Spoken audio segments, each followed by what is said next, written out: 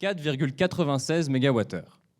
Une consommation électrique équivalente à une ville de 20 000 habitants. C'est ce dont a besoin le dernier supercalculateur inauguré par la France et utilisé par les industriels. Une partie importante de ces ressources est utilisée pour simuler des systèmes physiques. Mais ces simulations peuvent mettre des semaines, voire des mois pour donner un résultat. Afin d'être économe en énergie, il est donc important de proposer à l'industrie des méthodes numériques efficientes. Mon travail se concentre sur une partie de ces simulations numériques. Plus précisément, je souhaite calculer certains coefficients qui caractérisent des propriétés des matériaux. Pour cela, il est pratique d'utiliser l'ordinateur. C'est en effet moins coûteux que de reproduire les conditions de l'expérience en laboratoire.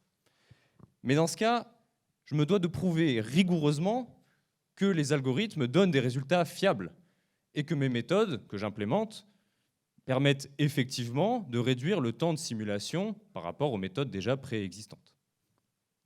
Ainsi s'engage une grande bataille mathématique, où je me dois d'utiliser une partie de l'armement du chercheur en mathématiques appliquées. Les probabilités, les statistiques, puis surtout une grande dose de ruse. Je me mets ensuite en lien avec les industriels pour qu'ils intègrent ces nouvelles méthodes à leur logiciel de simulation. Et c'est seulement quand ces physiciens et ces chimistes utilisent les méthodes dans les supercalculateurs qu'on peut dire que la bataille est réellement gagnée. Comment améliorer une méthode numérique déjà existante? Alors voici un exemple. Je cherche à calculer la conductivité thermique de ce nanotube de carbone. Pour ce faire, je vais imposer deux températures différentes aux extrémités. Cela va créer un courant de chaleur dans le nanotube. Ensuite, je vais faire évoluer ce système et soumis à cette contrainte. Chaque atome du nanotube va bouger conformément aux lois physiques du mouvement. Chaque atome bougeant, je vais obtenir une configuration macroscopique de mon nanotube différente de la configuration initiale. Et ce qui m'intéresse, c'est d'observer la plupart des configurations probables afin d'obtenir une statistique fiable et donc un coefficient précis.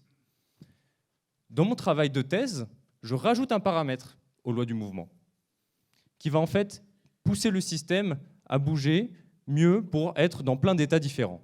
En quelque sorte, j'aide les atomes à bouger comme il faut.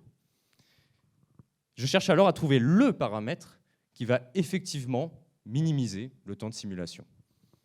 Bien sûr, il existe d'autres modifications qui peuvent rendre cette méthode encore plus efficiente.